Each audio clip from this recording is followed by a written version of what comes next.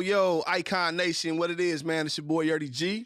Icon Nation, Halloween never ends at the Toxic Icon. It's your boy Nick. What's up, Icon Nation? It's your boy Jalen Talley. And this is another episode of the Toxic Icon Podcast. And it's a real special one, y'all, because we doing a spoiler review on Five Nights at Freddy's. Uh-oh. I don't know what that means. Well, Nick, I think I know what that means. You can go first, bro. Actually, I want y'all to go first. I want to go last. Jalen, you can go first. I'm going last. All right, so if I had to give it a rating, I'd say I'd give it I'd say 7 out of 10. That's probably what I'd do. Okay, 7 out of 10. So parts that I did like was I thought the actual special effects, like the animatronics, I thought they were really realistic to me. I really thought they did a good job on that as far as making them seem actually alive and just like so that was really cool in that the special effects. What I didn't like is like sometimes I felt like it was when they would do the flashbacks, you didn't know what time it was, like what like the setting or like if this is like like current, like the setting, like where if it was like present day or if it was like so that kind of I felt like sometimes when we were watching it, you're just like you didn't know where it was taking place. Exactly. Before I say anything, first off, for those of you that don't know what Five Nights at Freddy's is, it's a children's horror gaming franchise. Oh my God. I don't care what y'all say because I need to speak my mind. So I feel like for people who are die-hard fans of the game, which I've only played 1 and 3, this was a love letter to you all. But I'm a horror movie critic because I look for everything. I suspend my disbelief as well when I need to, but 2 out of 10. Hard 2 out of 10. Aesthetically and visually, the movie was great. But from a storytelling standpoint, I was lost. Like, I couldn't get invested into any of the main characters except for Mike and his little sister Abby. William Afton, aka Steve Raglan, he was in the movie for I think a total of maybe 6 minutes. Like, why would you bring back the guy that made Stumacher famous and literally just dump him? Yeah. And then the sound design was great. The animatronics were great. The practical effects were great. But from a storytelling standpoint, this movie is garbage.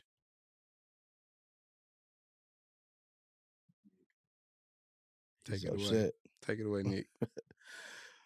I'm going to be honest with y'all, man. I am going to go in the complete opposite direction of what you already said, and I'm going to give this a solid 8 out of 10. Delusional. Look, this is why. This is why I feel that this is an 8 out of 10. For one, this is, like you said, a children's horror franchise. I feel like a lot of horror fans went into this movie expecting the biggest slasher of the year. I didn't go into it expecting that. I personally had fun and enjoying this movie and watching it for what it was. It did not have a lot of blood and gore. It didn't have a whole lot of kills and things like that. But what it did have was suspense.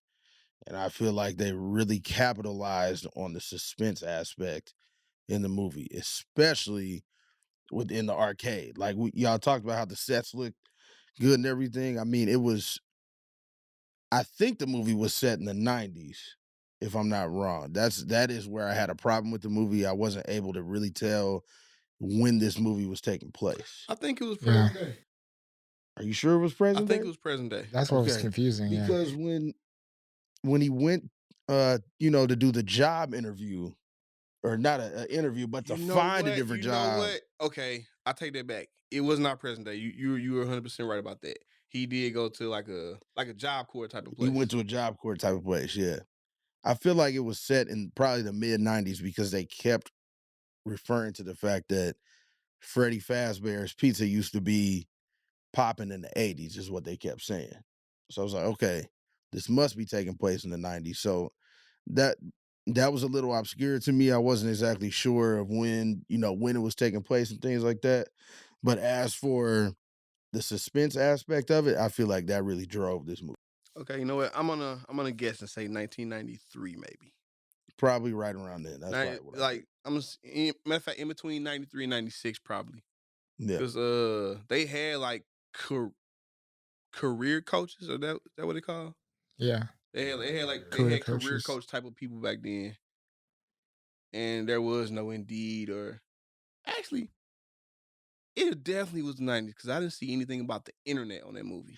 Yeah, and if you trip off the cell phones that they had in the movie, it was very like first generation cell The phone. big gray box. Yeah, type of technology and things like that. So the scenic side of this movie was 10 out of 10. I think they drove the era that was 10 out of 10. I think Abby, the younger sister who the movie was heavily centered around, I feel like she did a great job as a child actress.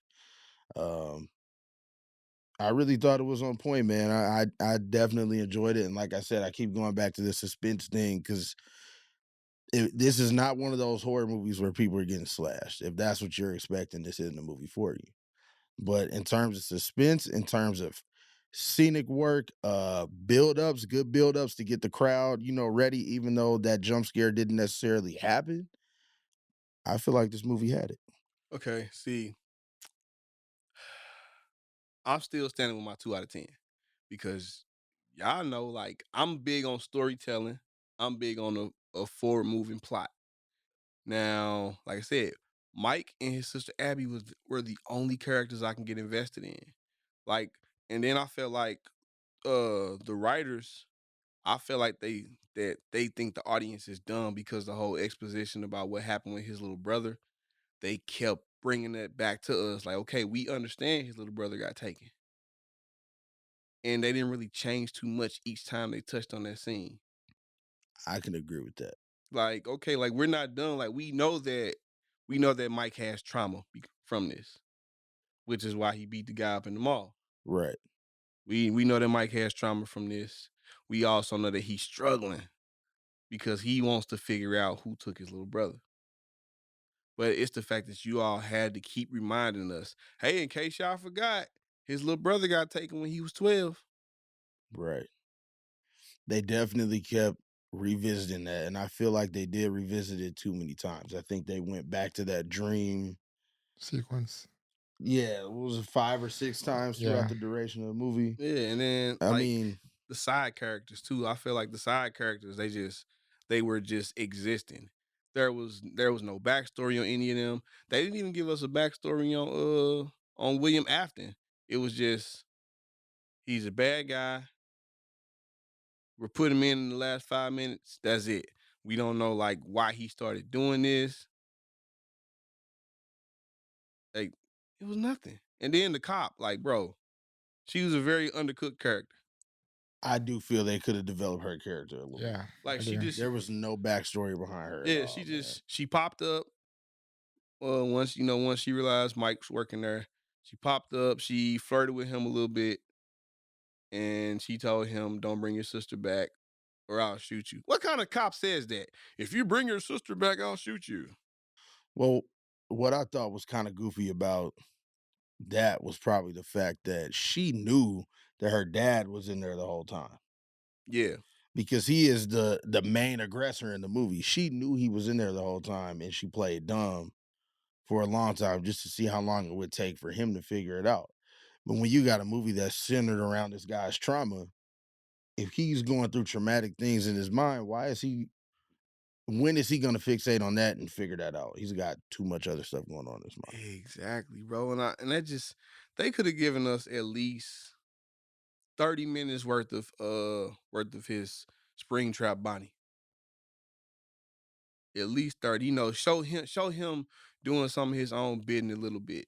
Or, have Freddie and Bonnie and Chica and all that at least go get the people that are about to be victims and bring them to him.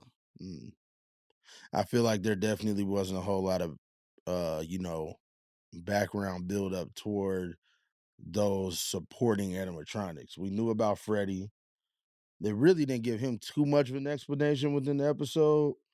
But as for Foxy, Chica, and Bonnie, there was nothing. Yeah, and like There was really nothing. and But at like the same time, if it was centered around his trauma, I don't really expect it to be as much like background build up behind those characters. yeah, and it's like you said, it was. I didn't expect a slasher because for one, No, it's PG-13.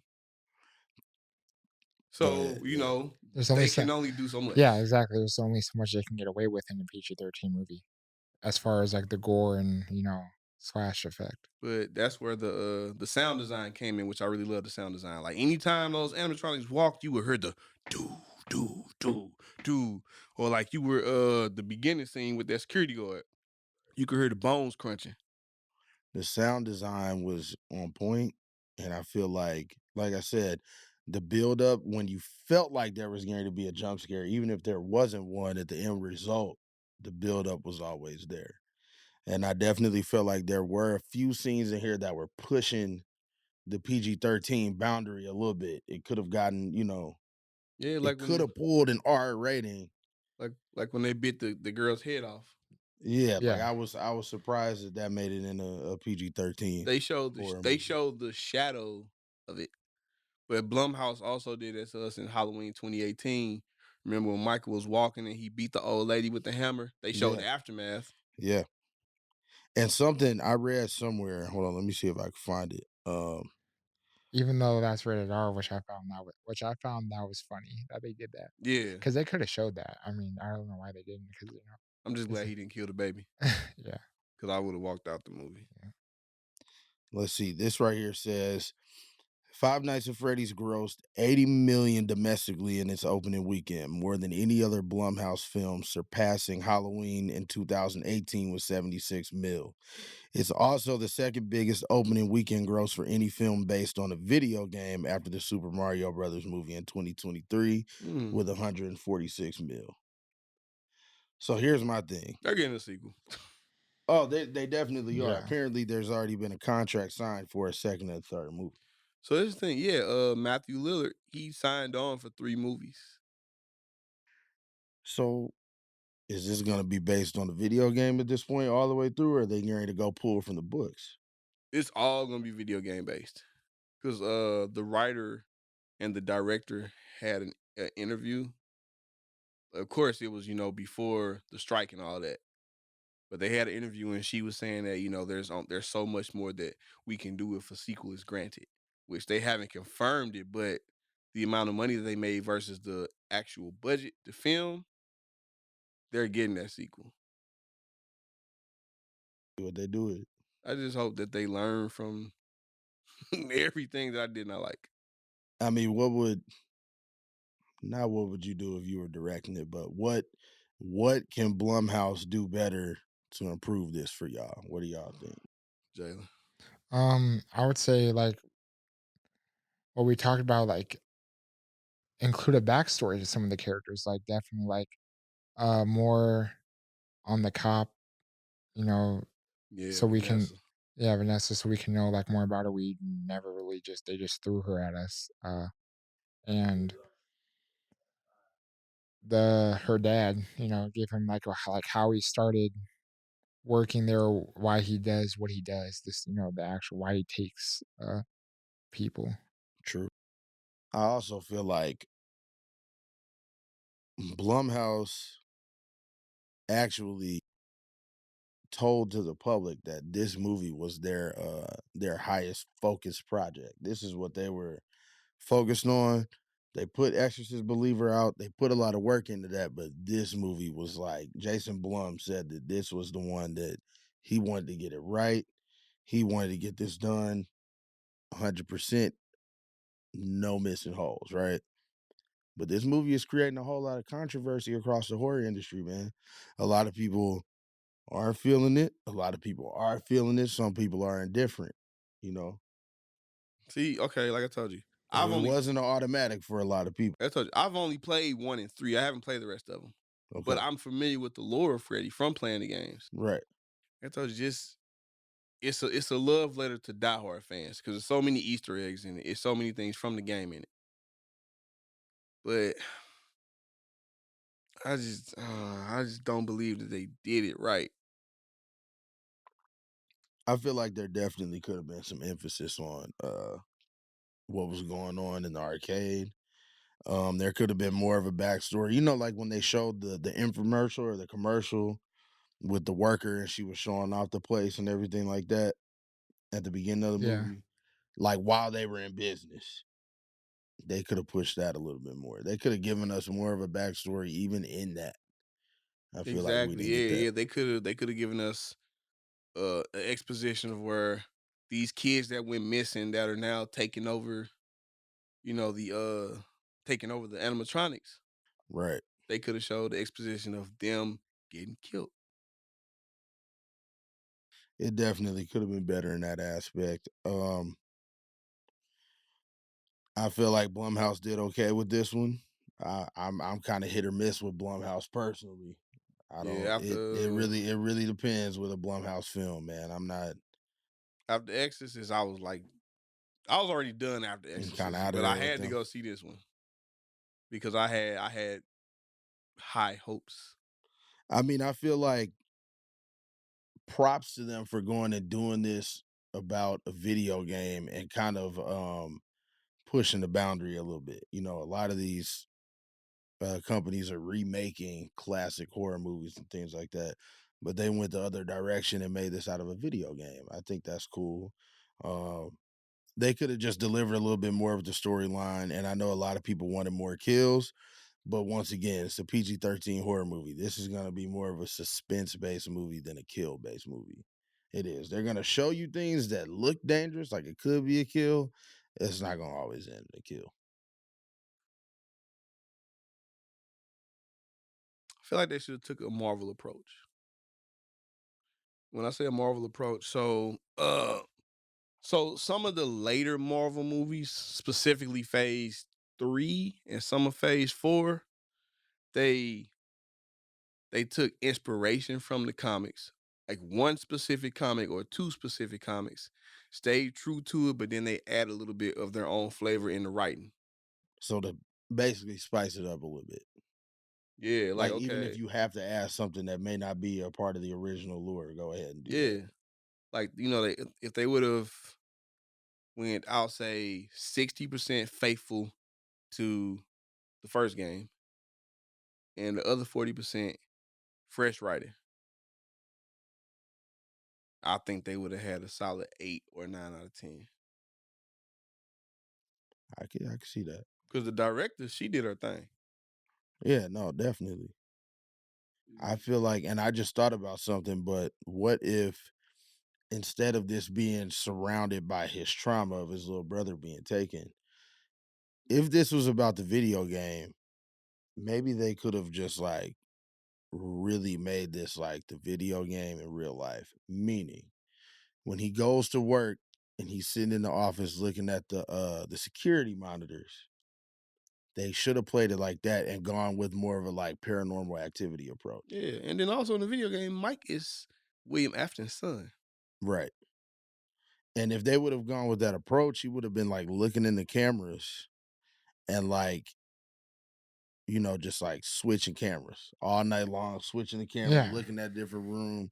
And as he looking at a different room, Freddy shows up, Chica, Bonnie, whoever, right? I think that would have produced more jump scares as well.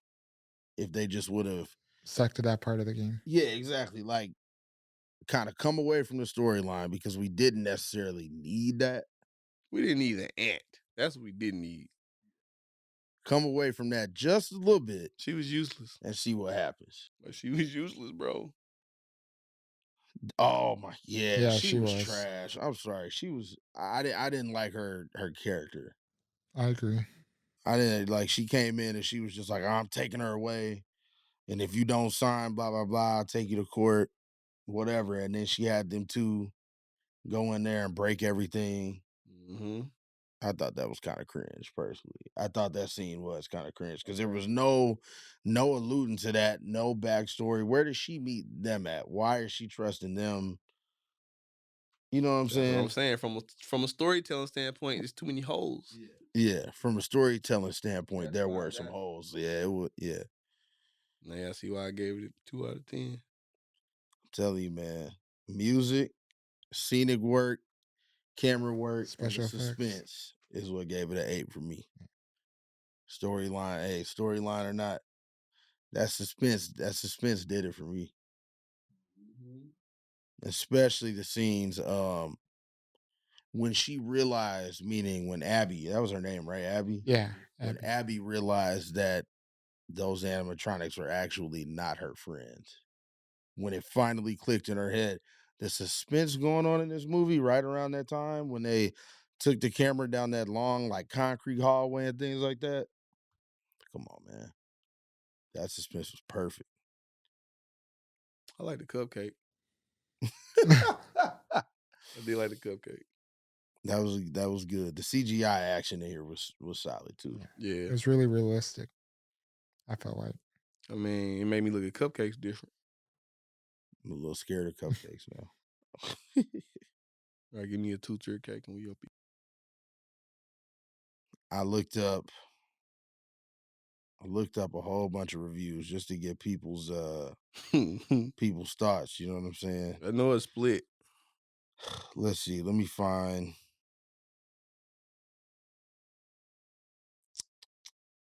I'm trying to find one that will kind of support all of us.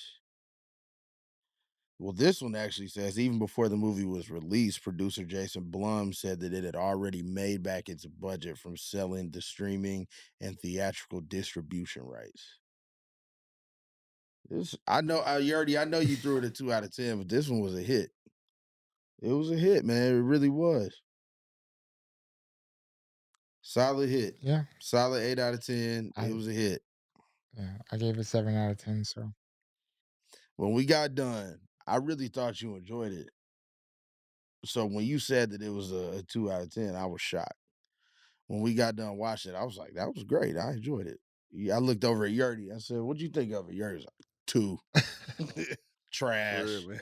Trash. Throw the whole movie away. It was trash. I'm like, what? It was cool. Okay, so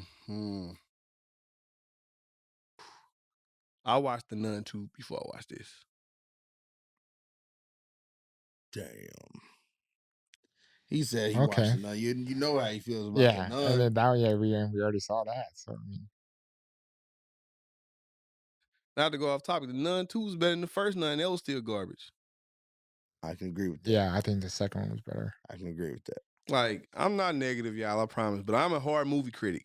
I love horror, I love movies, but this just ain't it for me.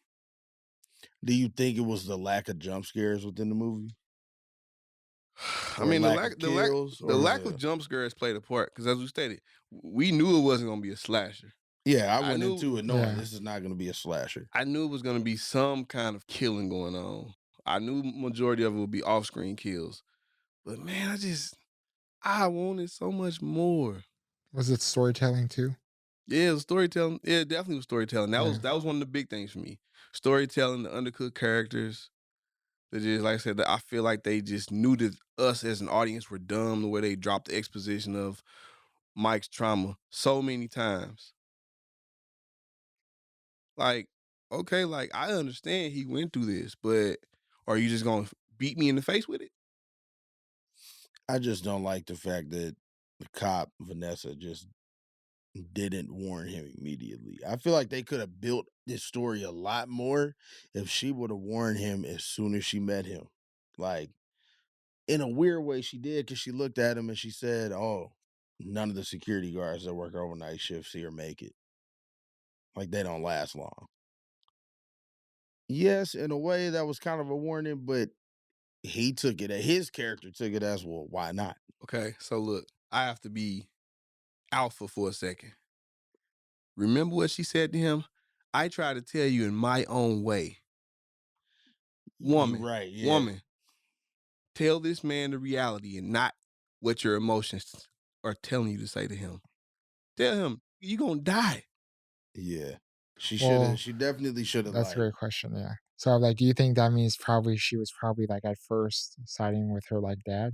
That's probably like you think that was a possibility? Yes, I believe And that. then she changed her whole and then once she found out, like, what he was really doing, she, like, changed and didn't wanna be a part of it.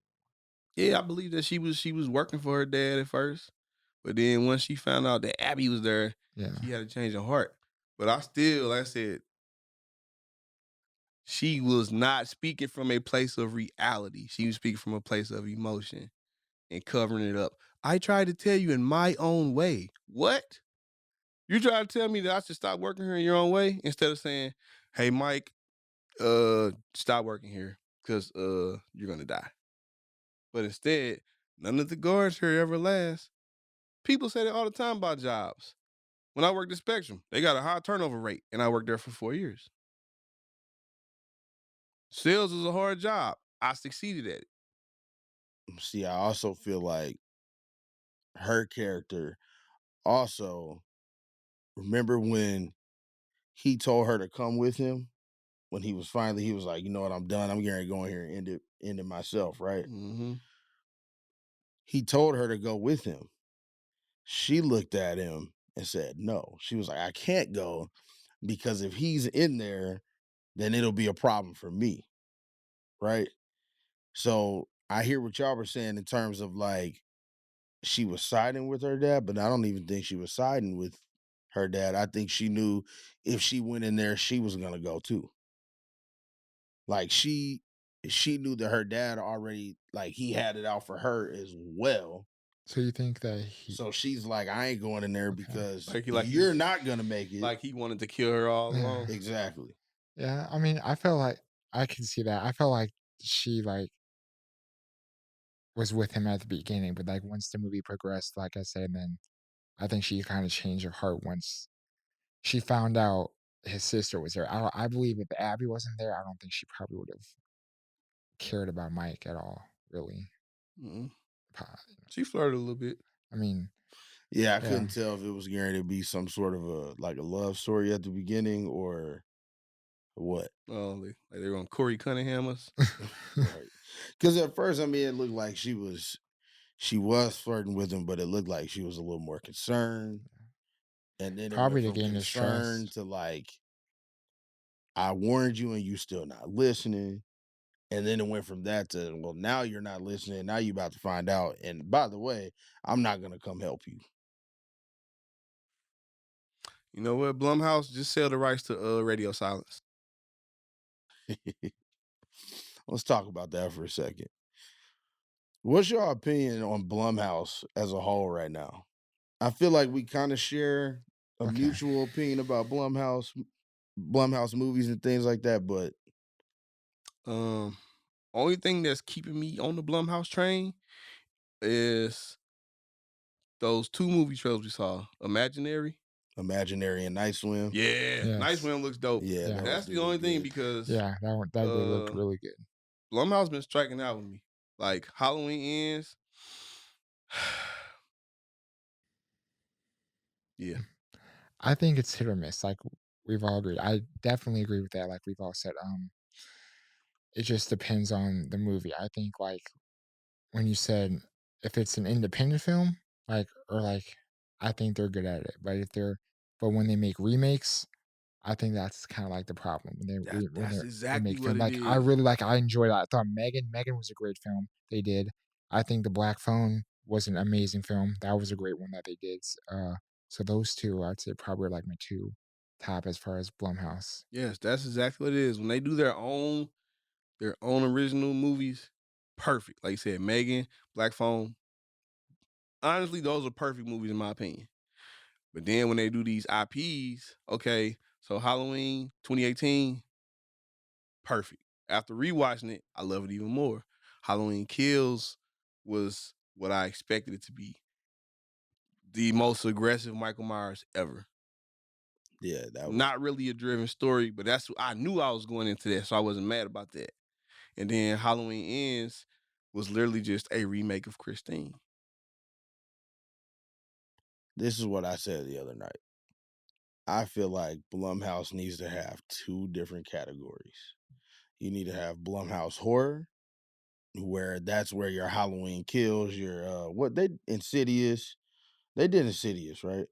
Hmm. Yeah, I think yeah, they did. That's where all of that will fall into play, right? And then you need to have your Blumhouse thrillers. And that I feel is what this is. This is more of a suspense type of thing. It's more of a thriller. Megan was a hit. If you think about Megan, It was. it wasn't too much. I mean, it was a little more slash heavy than Five Nights at Freddy's.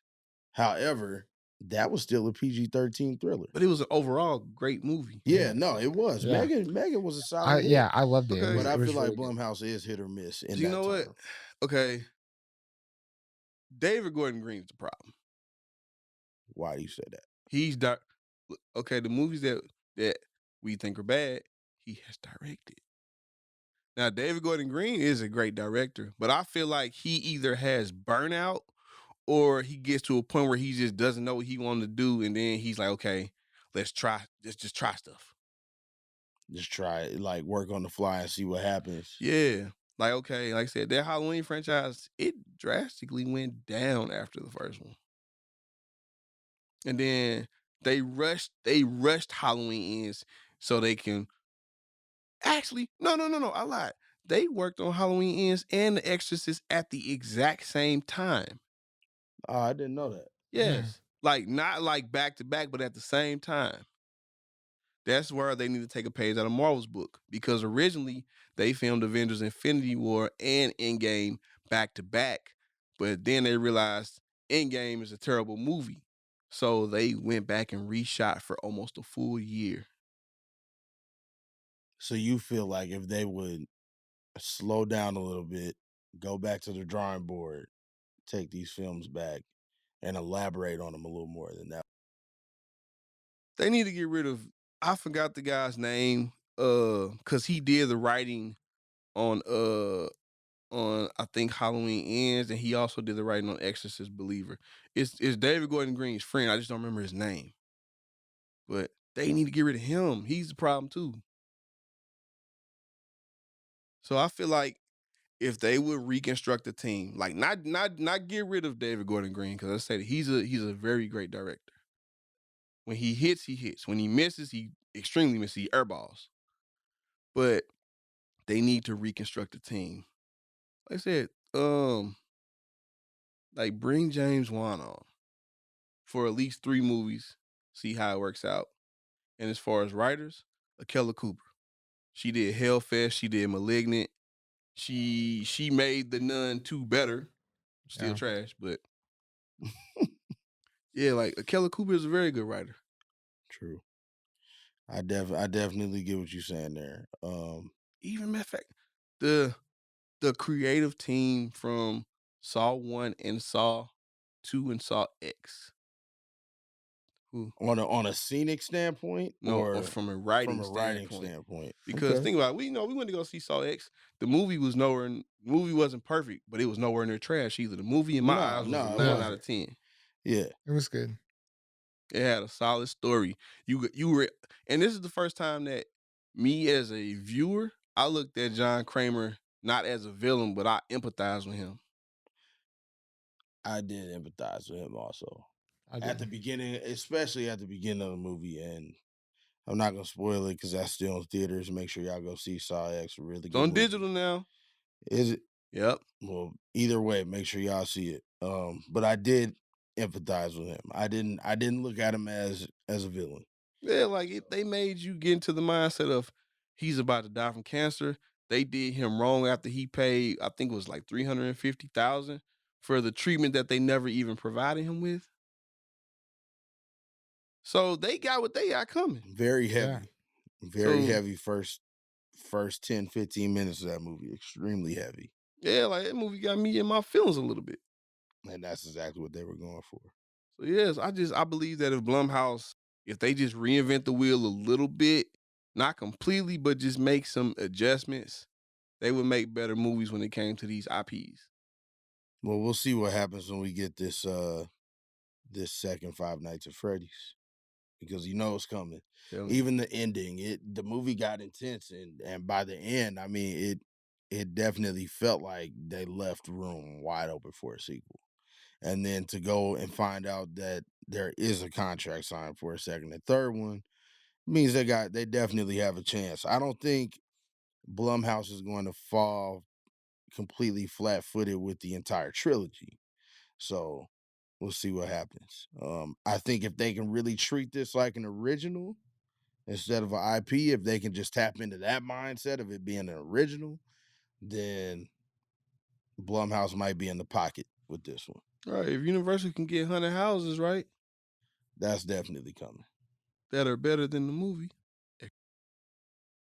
then they should be able to get this right. That's definitely coming, I feel.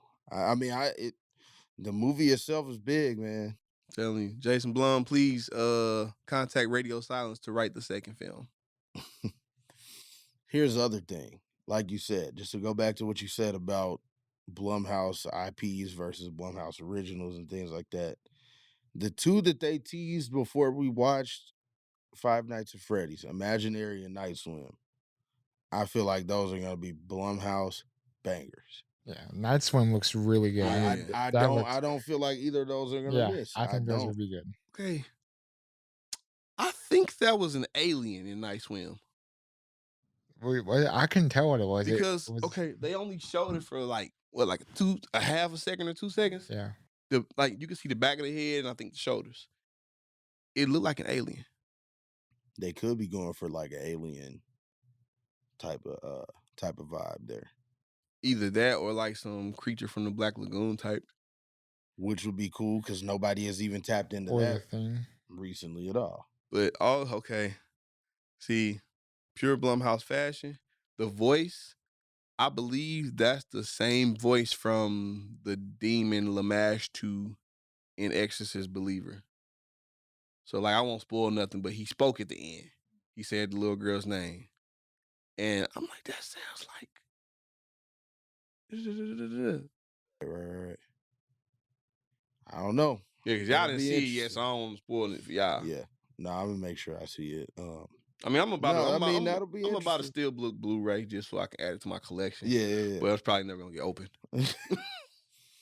You can't stand that movie. It's just, I don't know. I mean, I also feel like the one Imaginary really caught my attention. Both of them did. Night Swim caught my attention. I definitely would love to go see both of them. But Imaginary, actually, before they flashed the title, actually had me thinking that this was a Megan sequel. Mm-hmm. But I feel like because of the aesthetics. Exactly. But I do feel like this movie is going to be built upon Megan principles, if that makes sense. Definitely the basis of the idea. People are not done making horror movies relating with dolls and things like that. I feel like they may have a banger on their hands with that one. I don't remember too much from the trailer, just sitting here thinking about it, but I do remember the intensity of the trailer, and I feel like Imaginary was vague. Yeah. It was real vague. It was just like boom, boom, boom, boom, title card. But honestly, that title opens up doors for you to think and kind of play on what you saw and trying to decide what this movie may be about. Imaginary. That name opens up the doors for a whole lot of different thoughts. Personally, that's what I think. I mean, it could be anything. You said it very vague. It could be a very vague movie. It could be one of those movies where they give you a little bit and then you are forced to like drive your thoughts to kind of create what this movie was about. Oh, wait, so to reference Blumhouse again, I forgot. So did Blumhouse? They also made Smile, didn't they? Yeah. Okay, yeah. They So did Smile, didn't so they? I will put that also as a absolute banger. That was a great movie. The Smile was really good. So I would say that's another great. As far as good movies Blumhouse has made, I would say that's on the list. I think so. Smile was hard. Yeah. And I also think the marketing that Blumhouse did for that movie was great because they just put actresses everywhere in public and in the most random of places. And do you remember when they were doing that? Mm-hmm. Like they had people with Smile t-shirts on at major sporting events just sitting in the audience. And they would zoom in from a random standpoint with a camera and take a picture of I saw that on TikTok. Yeah, man, that was a solid marketing game. I mean, you see why Insidious is so popular because it's an original.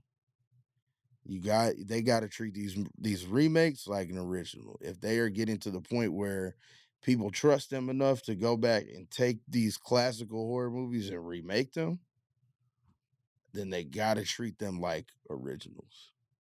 So that may mean add something, that may mean take some things out. People may not even want some of these things taken out, but it might work. And if it works, then it works. Because I feel like Blumhouse is just so hit or miss. I don't completely dislike Blumhouse, but it's hit or miss. There's some Yeah. movies that I know that they want people want certain movies to be remade, and I don't even want Blumhouse to touch it because it's like I don't know. I'm just glad they didn't get their hands on Friday the 13th. I was actually just about to say that's one that I know people really want to be remade, but I would leave that to Radio Silence personally. Damien Leone. Yeah, that'd be good too. Yeah, It's he just would. it's just certain movies that unfortunately you just don't want them to touch. You're just not sure about it. And that would be one. Jeepers Creepers would be another one. I know people want that to come back. I'm done with Jeepers Creepers, man. You Jeepers over Creepers, it? Jeepers Creepers 3 was terrible, and Jeepers Creepers Reborn They is just unwatchable. That one was recent though, right? Reborn. Yeah, Like how that recent? was Like 2-3 years? no last year. Last year. Okay, That movie yeah. was unwatchable. I'm gonna have to go see it. That's how I know it didn't hit. And then like they didn't care to put anything into the movie. Like sometimes you can actually tell that he had a latex mask on. So it was bad from a visual standpoint as well. The movie as a whole, the character development, 0. Who did that movie? I don't remember dude's name. Because of course, the original guy, all those his legal issues. Right. He's like I don't know what word I can't say on YouTube. I'll say it. Yeah, I don't know the words I can't say. Sorry, y'all. I don't live in that world. I live in reality. Yeah. It's just certain movies Blumhouse got to stay away from. Some movies that I do want them to like take and see what they can do with it. I know certain movies like I said, like Gothica with Halle Berry. I've seen rumors about them wanting to bring that out the vault and remake it. No. I don't want them to. No, just leave that as is. That's a classic. Yeah. I don't want them to, but usually the movies that we don't want to be touched end up getting touched anyways. They're going to redo Pet Sematary again. They already did. Yeah, they did already. They're going to do it again. Oh, like another actual reboot? Because I was about to say the prequel just came out. It's on Paramount Plus. Yeah, they're going to do another. I just watched the original Pet Sematary last night for the first time in a while. And I kind of feel like that one should have been left. It's a great movie. It's great. Classic. It's great the way it was. Like, why you got to bother it? You just gotta leave certain movies alone, man. I don't know. We'll see. Some horror movies I'm excited for that are coming up would be Thanksgiving. Yeah. That movie is gonna be crazy. That looks so good. Yeah. Winnie the Pooh 2? No. I don't know, man. They got a bigger budget this time around. I might watch it. I don't know why they're making a second one. To be honest. They should have just stopped at one. I'm like, yeah, it's just one out right now. I mean, no, I'm saying they should have stopped there. I don't know why they're making a second one. Because people went to the movies. They made the movie made enough money, and they did that with like it was a very low budget movie. They didn't have a whole lot of money for real. And they sold the distribution rights to Peacock. So will it be on Peacock and in theaters? They might let it do its theatrical run and then drop it on put Peacock. It somewhere else. That'll be interesting. We'll see what happens because, like I said in the episode we did with Killjoy Jake, shout out to Jake. They're going to make a Peter Pan. They're going to make Snow White. They're going to do all of those movies anyways. Well, man, Snow White was in public domain because Disney is doing the. There's a lot of them that are in public domain now. For a while, it was just Winnie the Pooh, I think. They did the Grinch too. Did they already do it, or they're about to? It came out. It's called The Mean One. I have to see that. I didn't even know that was out. So it looked like the Jim Carrey's iteration of the Grinch, except he looked a little bit angrier. Oh, okay. We'll see. I gotta go check it out. Did you watch it? Nah, he was a murderer though. Well, we're gonna see what happens with it. That's gonna be interesting. I don't know. It just it really depends on where horror is going and like what movies they feel can be rebooted, what movies they feel can be touched, and what movies they feel they shouldn't. And I personally don't think everything needs to be rebooted. Friday the Yeah, I 13th needs agree. to be left alone. Nightmare on Elm Street can come back. It just depends on who does Blumhouse Ligma. it. What'd you think, Jalen? Um, I agree. Yeah. I think it just depends on what the movie is. Certain movies, but then there are some like are just like I said that are classics, and they should just leave well enough alone. So Yeah. Like when they remade Fright Night. What was it, like 10-ish years ago? They had Yeah, probably around 10 years ago. they had Colin Farrell. That was actually a good movie. It was more on the cheesy comical side, but it was still a pretty good movie. You know who I just thought about could get a hold of something like a Friday the 13th or something like that? And y'all may laugh at me, I don't know. But Jordan Peele. yeah, Now hear me out. Hear me out. Think about Nope. Nope specifically. Think about Nope. It was a good movie. it was. Solid. And they played on his dreams a lot within that movie. Not even like his dreams while he was sleeping, but like his daydreams what he was thinking about. Jordan Peele, I think could sell a Friday the 13th. See, I don't like him for it. So what'd you think of the actually like the 2009 one? Did you guys see that one? The That Friday, Yeah, I one was saw that the good. one. I Friday thought the it was 13th. good. Yeah, Yeah, I didn't mind That's it. the best kept secret right there. yeah. I think as far as remakes, I think that was a good one. As far Thought as it like was good. I yeah, didn't think it was. and they also made it like this one actually about him instead of like since it's called Friday the 13th instead of his mom, it just was actually Jason this time. It was like, Uh-huh. yeah, And then they low key kind of made Jason self aware yeah. Yeah. because he had No, I bear thought that traps was set up good. and hmm everything. You know what else I'm excited for? Terrifier 3. Yeah. Yeah, buddy. Oh man, Terrifier 2 went back in theaters today Wednesday. Yeah. Yeah, Terrifier. Yeah, it did go back in It went there. back. It went back in theaters today, and there's a teaser for Terrifier 3 at the end, which Damien Leone said is not just footage from Terrifier 2. So now it's like, did they just film stuff for a trailer, or did they actually start work on the movie I prior to the feel like strike? I think they did because I've heard it's supposed to come out next year in 2024. Yep. So yeah, I feel like they definitely have already started working on Terrifier 3. It had to be pre-strike though, because he mentioned the strike in one of his interviews. Yeah. In other words, they probably already got some of it filmed and they're gonna come with the rest of it later. and This is what I think I heard about it's supposed that. to be set during Christmas time too. Yes. Yeah. Yes. That's exactly where I was going with it. I think they are going to take Terrifier 3 and turn this into a Christmas slasher. Y'all know how I feel about Christmas and slashing at the same time. I think it's mad cringe, but we're gonna see what happens. Nick, what is cringe, bro? It's horrible. I'm serious. Like I'm asking because Cringe means if my skin crawled Yeah. because it was Okay. corny and I didn't like it, it was cringe. If you get the bumps. Yeah. Okay, look, so I'm asking because Carly a little younger than me, bro. Okay. And like sometimes like when we be texting, she like I have to ask like, what are you talking about? Because she use abbreviations and I'd be like, what? Well, she'll say cringe. Cringe. She never said cringe, but she's in that age bracket of people that talk like I don't talk. Mm. Well, yeah, it just means corny. Yeah. Really? Corny, Or like cheesy, cheesy, yeah, just like yeah. same thing. And I just personally feel like Christmas and horror being put in the same movie It's together. corny.